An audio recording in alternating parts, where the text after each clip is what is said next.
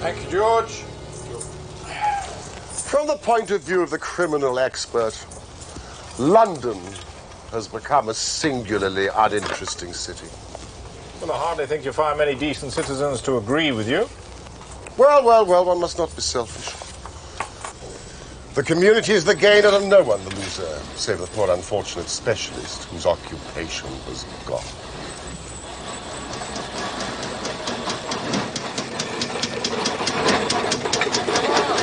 Months haven't been totally uneventful, surely. As the case of the papers of ex-President Murillo. And the shocking affair of the Dutch steamship Friesland, which very nearly cost us both our lives. Both of them great success. I'm sorry, Mr. Holmes is not at home. If I fail to see him now, it will be too late. But I'm sorry, I cannot help But you. it is a matter of the utmost urgency. I have already told you, young man, Mr. Holmes! Well, I must see you. I told the young man you weren't here, but he wouldn't listen. Well, I'm sorry, but I'm nearly out of my mind. I am the unhappy John Hector MacFarlane.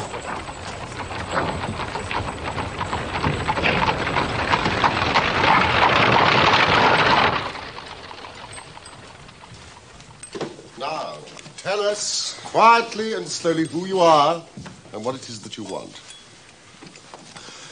You mentioned your name just now as if I should recognize it, but I can assure you, beyond the obvious facts, that you are a bachelor, a solicitor, and a Freemason, and an asthmatic.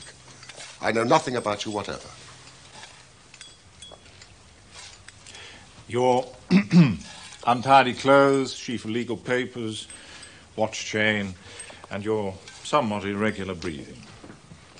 Why, yes, Mr. Holmes. I am all these things. And in addition, I am at this moment the most unfortunate man in London. Have you not read your newspaper? Not yet. Then, if you would allow me.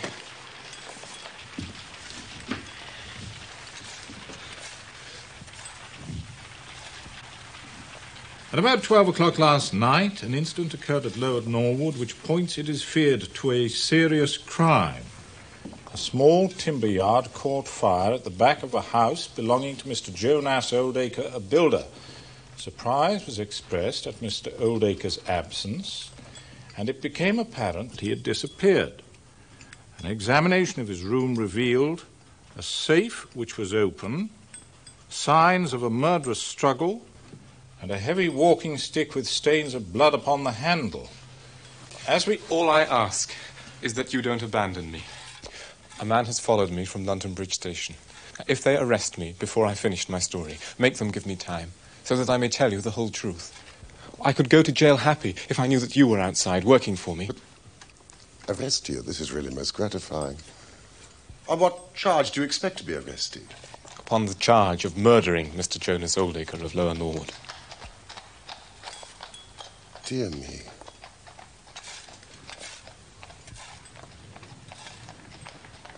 As we go to press, sensational developments have been reported. Charred remains have been found among the ashes of the fire, and the police theory is that the victim was clubbed to death and the body ignited. It is known that Mr. Oldacre received a visitor last night, and the stick has been identified as belonging to that person, a young London solicitor by the name of John Hector MacFarlane.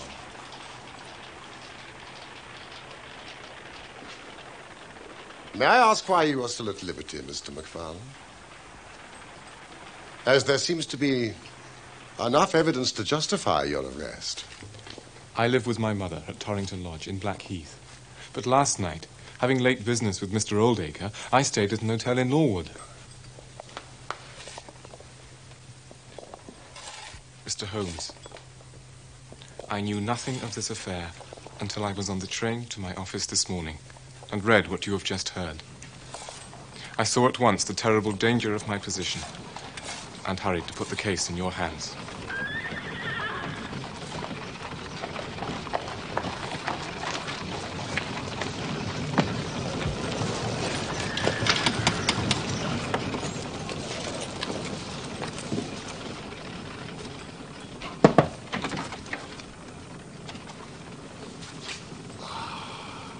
Inspector Lestrade, we have been expecting you. Mr. Holmes, Dr. Watson, Mr. John Hector MacFarlane. Yes. I arrest you for the willful murder of Mr. Jonas Oldacre of Lower Norwood. Oh, no, but just one moment, Lestrade. Half an hour more or less can make little difference to you, and this young gentleman was about to give us an account of this very interesting affair, which might aid us in clearing it up. Well, there'll be no difficulty in clearing it up. Thank you, Mr. Holmes. Nevertheless, I mean, with your permission, I would be much interested in hearing his account. Well, Mr. Holmes, there's no denying that you have been of use to the force once or twice in the past. But I must insist... All I ask is that you should hear and recognize the absolute truth. I'll give you half an hour. Sit down, MacFarlane.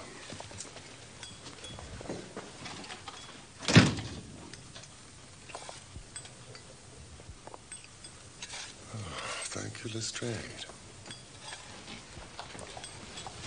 We must warn you that what you say now will appear in evidence against you.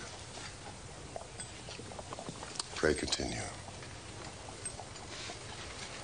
Well, I must first explain that I knew nothing of Mr. Jonas Oldacre, although his name was familiar to me. Many years ago, my parents were acquainted with him, but well, they drifted apart. And so it came as a complete surprise when, yesterday afternoon, at about 3 o'clock, he walked into my office in the city. Mr. Oldacre, good afternoon. I'm Mr. MacFarlane. Would you care to come through? Please, won't you sit down?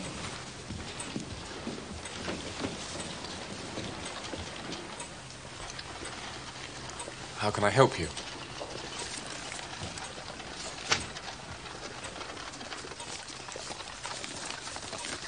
This is a draft of my will.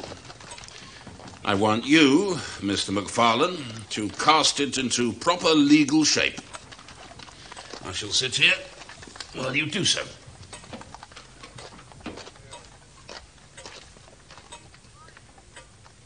You can understand my astonishment, Mr. Holmes, when I found that, with some minor reservations, his entire estate had been left to me.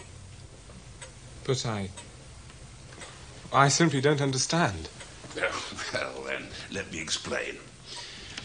I'm a bachelor, Mr. MacFarlane, with few relatives, and none who deserve my consideration.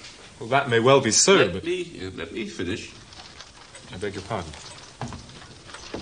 For many years now, I have withdrawn from my business. I was a builder, and though I say it myself, an extremely successful one. Successful enough to have gained considerable wealth and thus live out my life in complete, if solitary, comfort.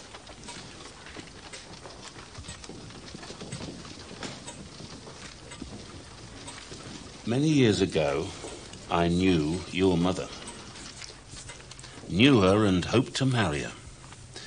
Then she met and married your father. I had no idea. Oh, then why should you?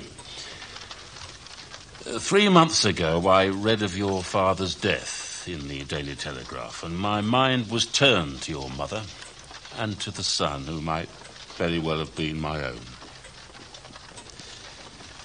This is my way of securing your future. I know that whatever I leave will be in worthy hands. What can I say? But thank you. There are a few documents I think you should see: building leases, title deeds, mortgages, and so on. Well, now my mind's made up, I shan't rest easy until the whole thing's settled. Yes, of course. I beg you to come to my house tonight. What shall we say, 9 o'clock? Why, yes. You'll, of course, bring the finalised will, and then we can settle the matter once and for all. Yes, of course. Thank you, my boy. Oh, one last thing. Not a word of this to your dear mother until everything is settled. I want it to be a little surprise for her. Little? You promise? You have my word.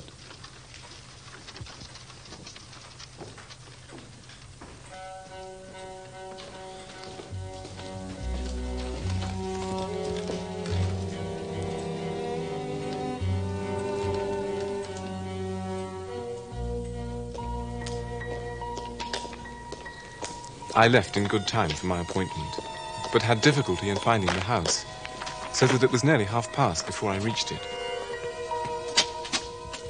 Good evening. I have an appointment with Mr. Oldacre. Mr. McFarlane? Yes, that's right.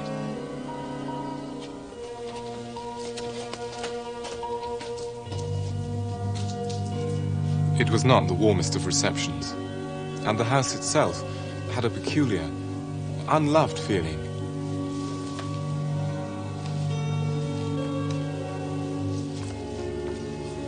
Sorry to keep you waiting, my boy. Not at all, sir. I'm a little late, I'm afraid. You brought the papers? Yes, indeed. Excellent. The bedroom was on the ground floor, where there was a large safe.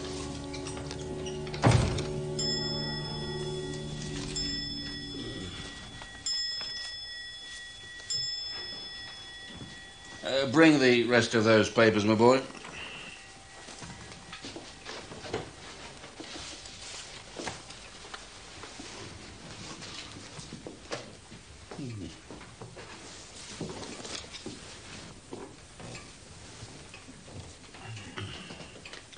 Now, to business.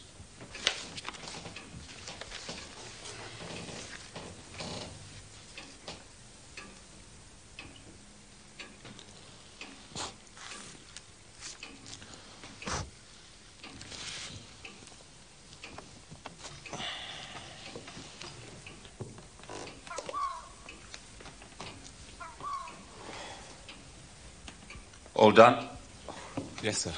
All done. Just seen the time, my boy. You must get home. Oh, thank you. I had a stick with me. I wonder where she put it. Rather a heavy walking stick. It belonged to my father. Never mind. I'll take good care of it until we meet again. After all, I shall be seeing a great deal of you now, I hope. Indeed you shall, sir. I left him there. The safe was open, and the documents were on his desk. It was too late to go back to Blackheath, and so I spent the night at an hotel in Norwood. I knew nothing more of this horrible affair until this morning.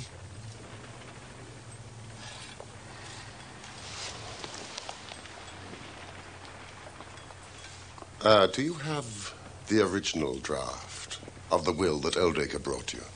Why, yes, I have it here.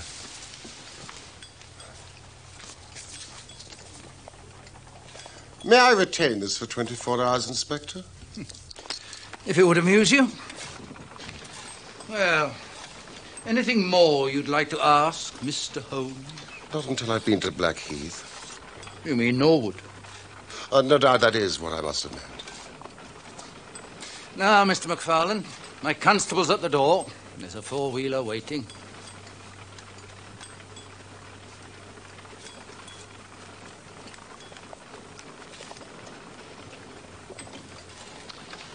Morning, gentlemen. Morning.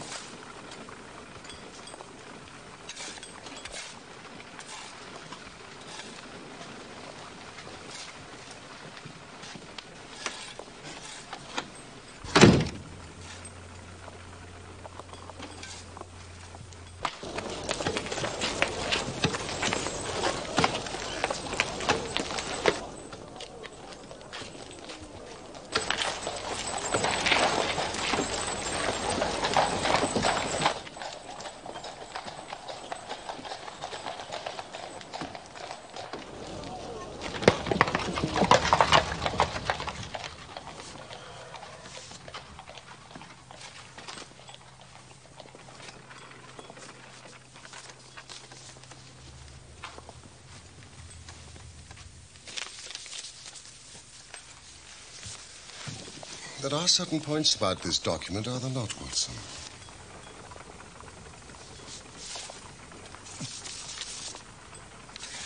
Well, I can read the first two lines, and these in the middle of the second page, and one or two at the end. I mean, they're as clear as print, but the writing in between is very bad, and there are several places where I can't read it at all. What do you make of that? What do you make of it? That it was written on a train. The good writing represents stations, the bad writing movement, and the very bad writing passing over the point. A scientific expert would pronounce at once that it was drawn up on a suburban line, since nowhere save in the immediate vicinity of a great city could there be so quick a succession of points. Granting that his whole journey was occupied in drawing up the will, then the train must have been an express, stopping only once between Norwood and London Bridge.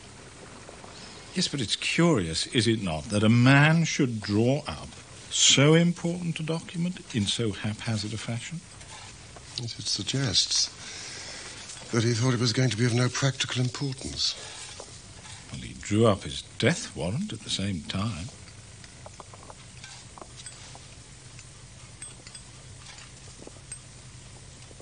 This case is not clear to me. Come, Watson.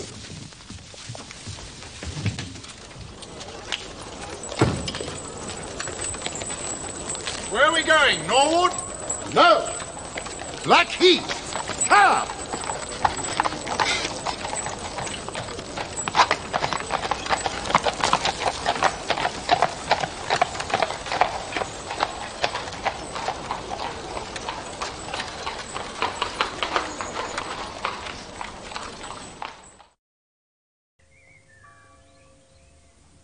My son's the gentlest creature on God's earth. It's inconceivable he could even contemplate such a terrible crime. He didn't even know the man, Mr. Holmes. But you did, Mrs. McFarlane.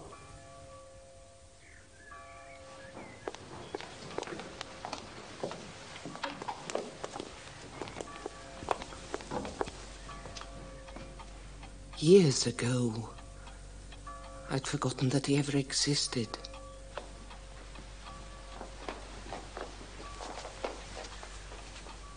Tried to forget. It's impossible to quite forget a man like Jonas Oldacre. Yes, I knew him well. At one time we were engaged to be married.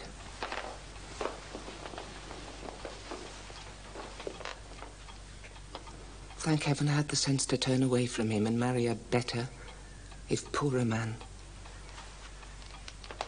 Oh, please.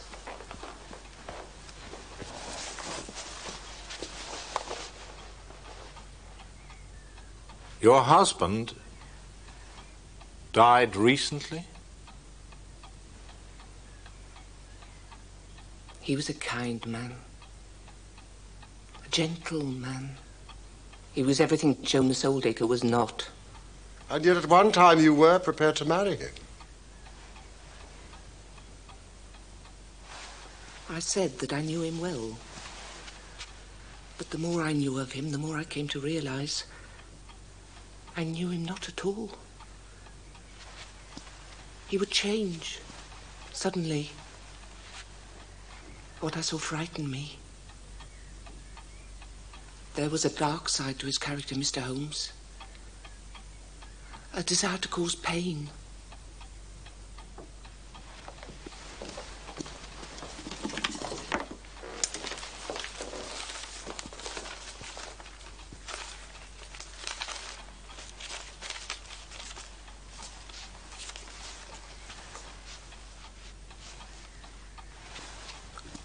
My own photograph.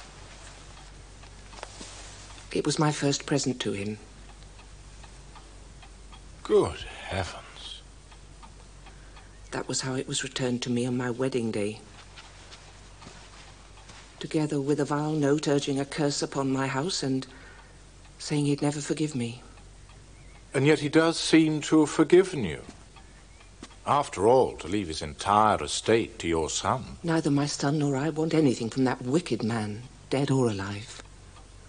Mrs. McFarlane, the fact remains that the will was made.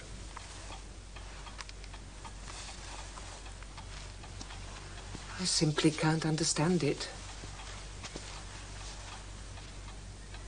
Why? Have you ever spoken of Oldacre to your son? I mean, perhaps told him what you've just told me now?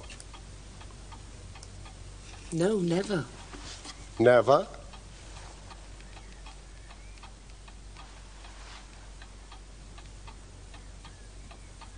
He found the photograph.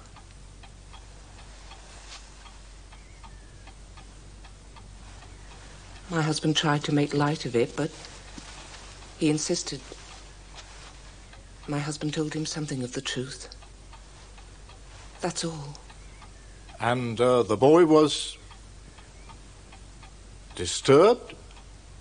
He was upset, naturally. You see, Mrs. McFarlane, what the police might say is that if he had heard of Oldacre's behavior toward you, it would predispose him toward hatred and violence.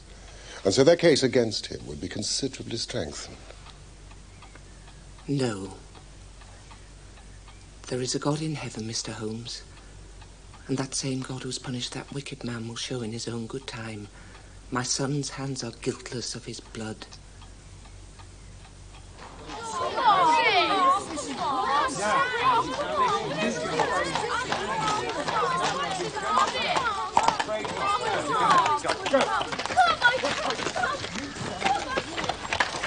Wait here, please.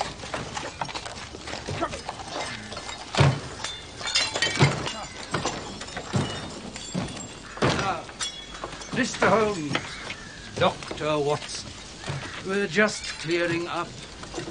The will as promised. Look. Buttons. Trouser buttons. No doubt you brought your glass with you. The name is Hyams. According to Mrs. Lexington, the housekeeper, Hyams was the name of Mr. Oldacre's tailor. Presumably the organic remains have been removed to the laboratory. They have, Doctor, though they'll be of little use, I suspect. The poor devil was no more than bone and cinder. How very convenient for the murderer. Not, I might venture, for Mr. Oldacre. Nevertheless, Inspector, bone and cinder. Thank heavens he was wearing his trousers.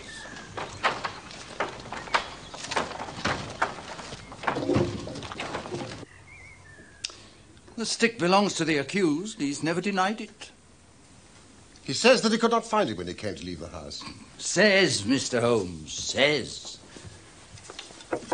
My experts made out footmarks of both men on the carpets.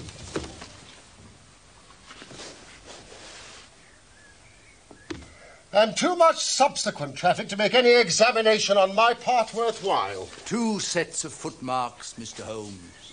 None of any third person. Another trick for your side. I suppose all these papers are from the safe. Correct. And nothing, absolutely nothing, has been removed? Nothing whatsoever. We have opened 1 or 2, as you can see, to check the contents. May I check them? By all means. I myself have business at the yard.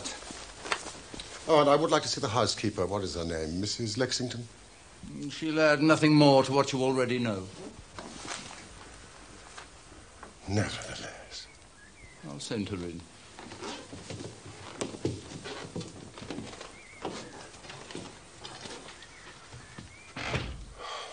Could it be that for once Lestrade is on the right track? All my instincts are one way and all the facts are the other.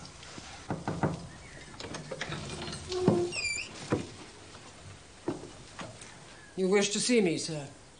Yes, Mrs. Lexington. This is my friend and colleague, Dr. Watson. Do sit down. I'll stand, if I may. This room has no comfort for me.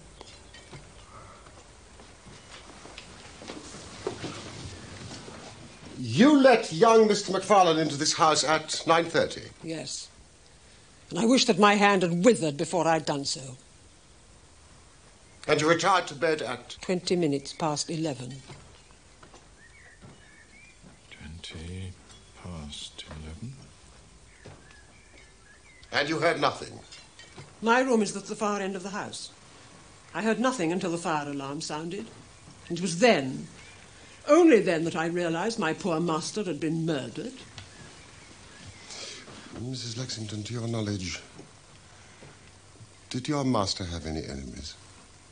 Every man has his enemies.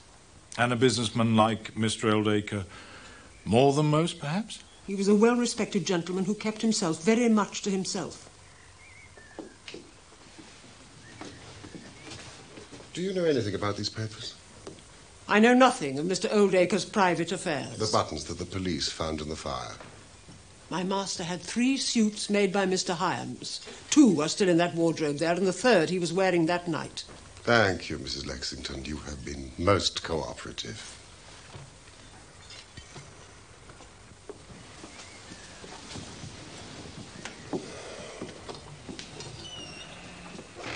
What do you make of her? Tight as wax, if you ask me. But then, perhaps that's her usual manner. It's all wrong. I feel it in my bones. Something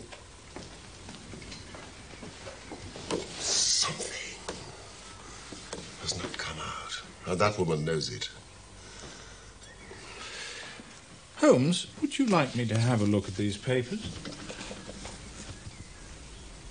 Well, a man's bank account can tell us as much as his diary. Correct. Thank you, Watson.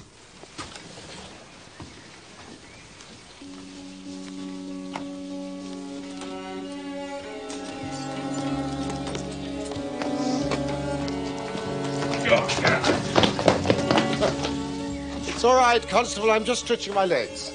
I'll watch them.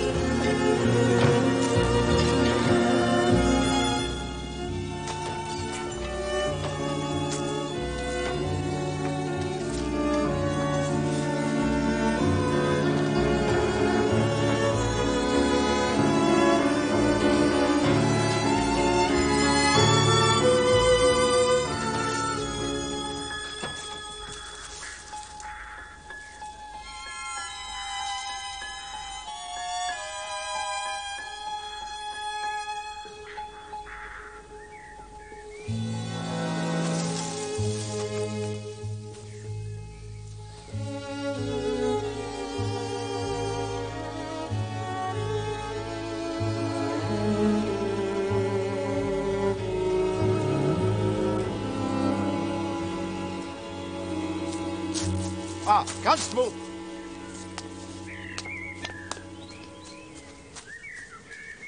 Are you a local man? Born and bred, sir. Not half a mile from here. Excellent. And perhaps you can offer me some local knowledge. I'll do my best, sir. I'll most certainly do my best.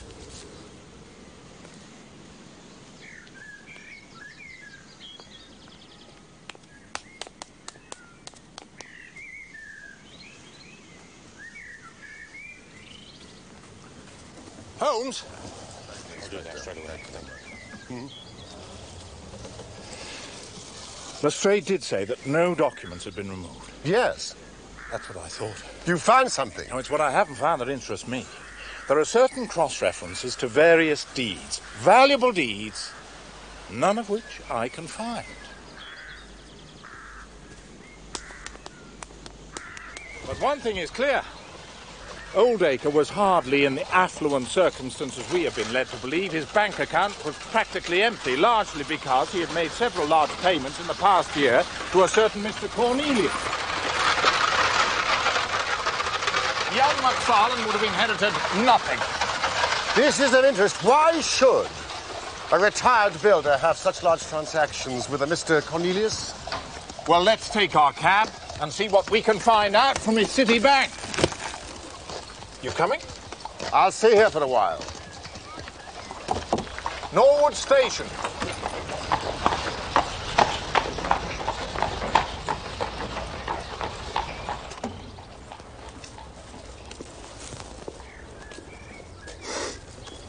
So you're not going back to London with your friend, then? No. Not yet, anyway. I do hope my presence doesn't inconvenience you. Oh, by the way, I should warn you, I found an undesirable lurking about by the gates. I saw him off... Undesirable? A tramp, Mrs. Lexington, a gentleman of the road. They'll get nothing here. Ah. You don't believe in supporting our less fortunate brethren? I work, so can they. Quite so.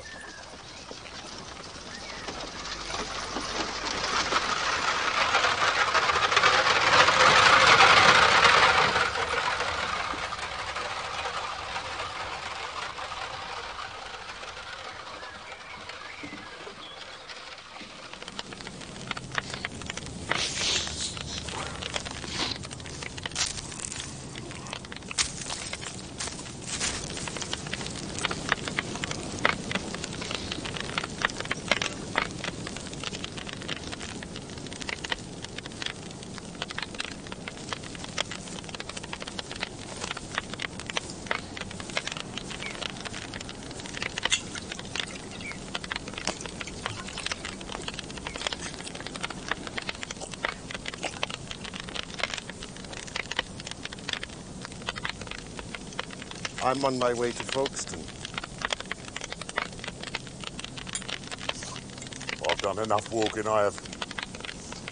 Half hour's a place and I stays put. I used to meet a friend of mine here. Oh, you might know him. He's a seafaring man. Aye. I know him. Shared my billet for the last 4 nights, he does. And off he goes, without even a word. You take my tip. Steer clear of him.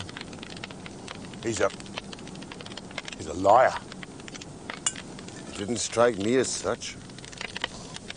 He goes up to that big house, he does. Comes back here and tells some yarn about them putting out with open hands and telling him to come back tomorrow and they'll give him some grub and some cast-offs for him. Well, how's that lying?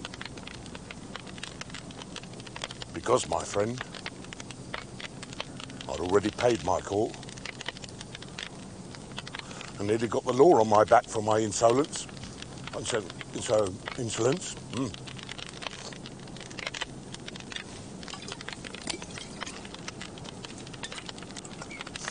Perhaps he told him a pleasing tale.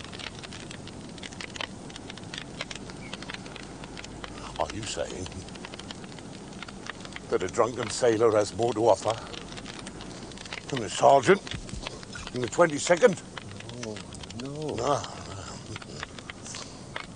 He's a liar. He says, whatever I get, he says, I'll share with you, shipmate, he says. Off he goes. Not a sight of him since.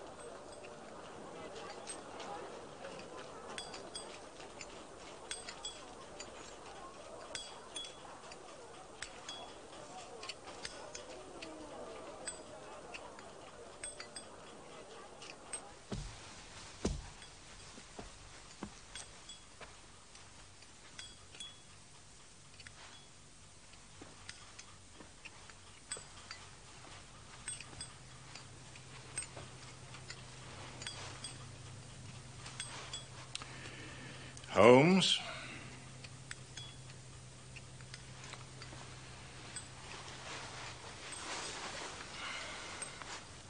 You must permit yourself some food. You must eat. At present, I cannot afford energy and nerve force for digestion.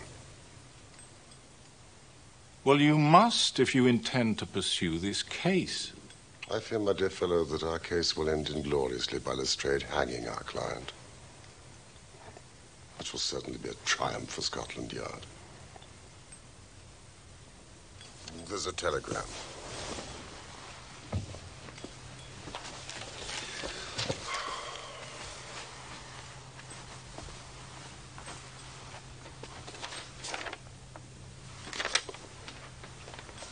Important fresh evidence to hand. McFarlane's guilt definitely established. Advise you to abandon case Lestrade. It is Lestrade's little cockadoodle of victory.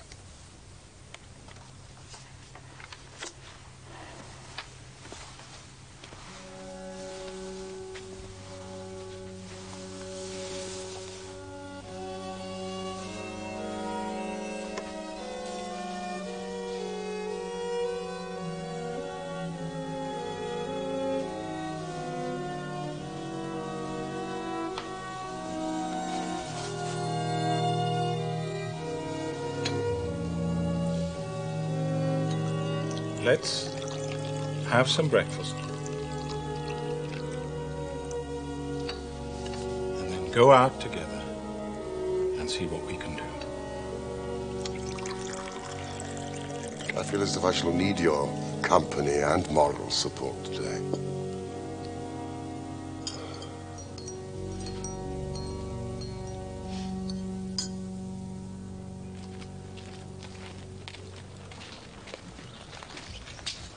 Mr. Holmes, Dr. Watson, I think you will acknowledge that we're just a little in front of you this time.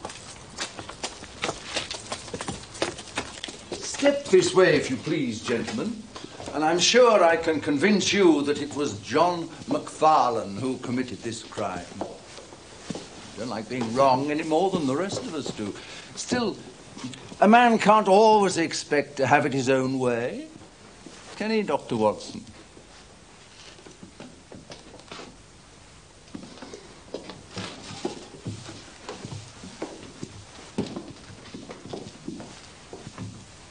This is where the housekeeper left McFarlane's hat and stick, and this is also where he would have come to collect his hat after the crime was committed.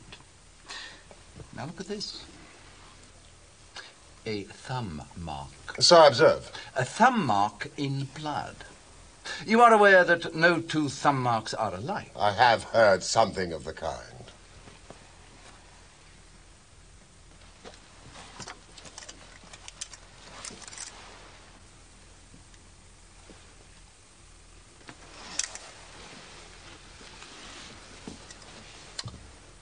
Identical. And that was taken from McFarlane this morning. Definitely the same thumb mark. And that is final. Quite final. Who made this discovery? It was Mrs. Lexington here who drew my constable's attention to it. And I suppose there is no doubt that the mark was there yesterday. Well, of course, McFarlane could have crept out of jail in the middle of the night just to strengthen the evidence against himself. Have you any objection if I take a stroll upstairs? No, none at all. There's nothing up there, though.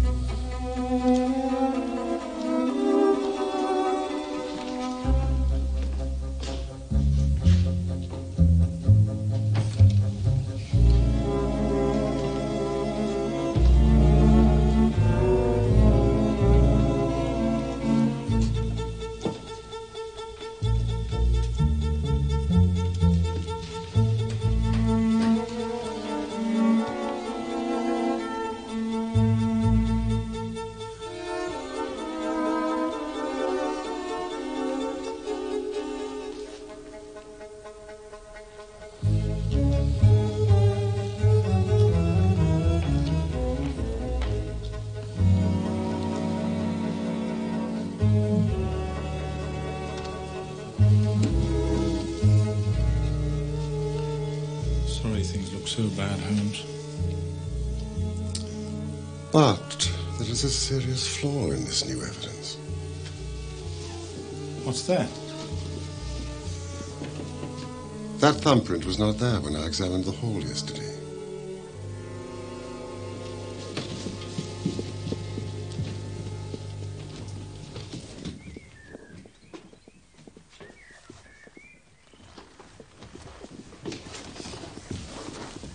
Inspector Lestrade, I cannot help thinking your evidence is incomplete. What do you mean, Mr. Holmes? Only that there is an important witness that you have not yet seen. You can produce this witness, can you? I think I can. Well, then do so. I'll do my best. How many constables have you? 3 within call. Excellent.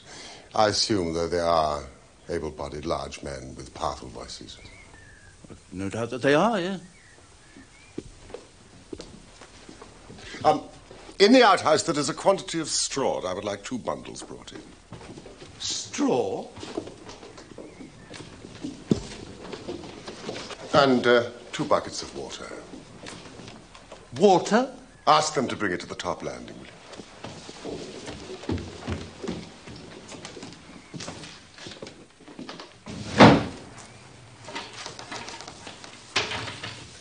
The straw into the fireplace, a little bit in front. 2 buckets of water to that side, please. Mr. Holmes.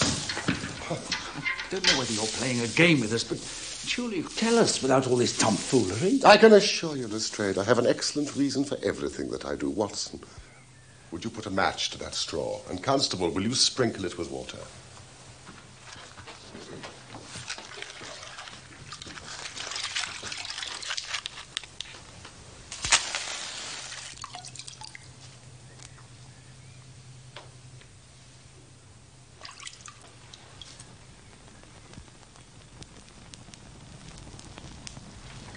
Now, we must see if we can find this witness for you, Lestrade. Gentlemen.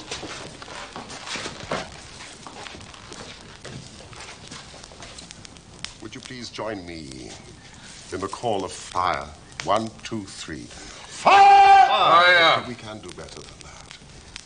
Full voice and together. Fire!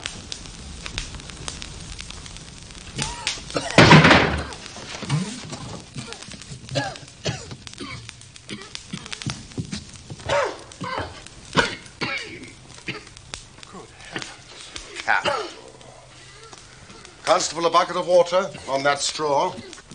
Lestrade, allow me to present you with your missing principal witness, Mr. Jonas Oldacre. What's this, then? What have you been doing all this time? I've done no harm. No harm? You've only done your best to get an innocent man hanged. Listen, if it wasn't for this gentleman standing here, I'm not sure you wouldn't have succeeded. Take him. Let us see where this rat has been lurking.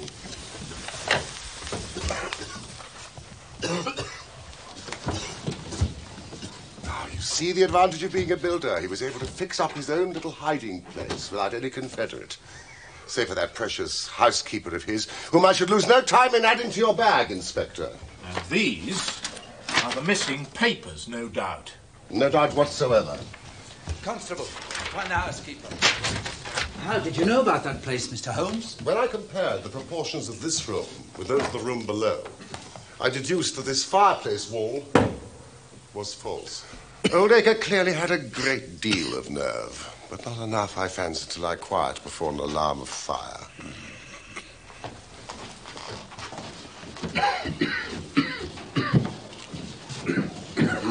How in the world did you know that he was in the house at all? The thumb mark, Lestrade. When I examined the hall yesterday, it was clear. Therefore, it must have been put there during the night. But how? After MacFarlane had examined the papers that night, he resealed them. To do so, he used his thumb upon the wax. Brooding in that den of his, it suddenly struck Oldacre what use he could make of that thumbprint. Smearing the wax with a little blood, He made what appeared to be absolutely damning evidence against McFarlane. But what was the object of his deception? Ah, well, you see, Inspector, in order to swindle his creditors who were pressing him, Oldacre emptied his bank account by paying out several large sums to a certain Mr. Cornelius. Now, I have no doubt that Messrs. Oldacre and Cornelius are one and the same person, the object being to change his name, draw on the money, and then vanish. We see before us a very deep, malicious and vindictive man. Did you know that he was once refused by McFarlane's mother? All his life he has longed for vengeance. If he could give the impression that he was murdered by the only child of his former sweetheart, what more bitter revenge? I would never have allowed any real harm to befall poor Mr. McFarlane, I assure you. That's for the jury to decide. You're charging me for a joke? It's nothing more than a practical joke. It was nothing less than murder. The body in the fire. But whose body was it? An old sailor, Lestrade, who had fallen upon hard times. When I examined the ashes of that fire, I discovered that your experts had missed this. It is a tooth of the great white shark, and you see that it has been lightly carved. It is typical of the work carried out by seamen. Well, this isn't evidence enough to show who died in the fire. I know for certain that on Monday, the day before the murder, a tramp called at this house. Yet when I questioned the housekeeper, she assured me that no such tramp would ever be welcome. Not only was his reception welcoming, but the man received some of Oldacre's clothing. Yesterday, near the front gate, I found the calling card that he left, a coded sign advising his fellow travelers of a charitable welcome. And last night, with the help of your local constable, I talked to one of these fellow travelers, who said that the unfortunate seaman had been asked to call back the following day with the assurance of further hospitality. And so, the next morning, wearing his new clothes, or at least his new trousers, he returned and was never seen again. You've saved an innocent man's life, Mr. Holmes. You've also saved me some embarrassment. Ah, my good chap. You will find that your reputation has been enormously enhanced. Just make a few alterations to that report which you are writing, and they will understand how hard it is to throw dust in the eyes of Inspector Lestrade. You don't want your name to appear? Not at all. His work is its own reward. I'll see you hanged for this. That privilege must surely be mine.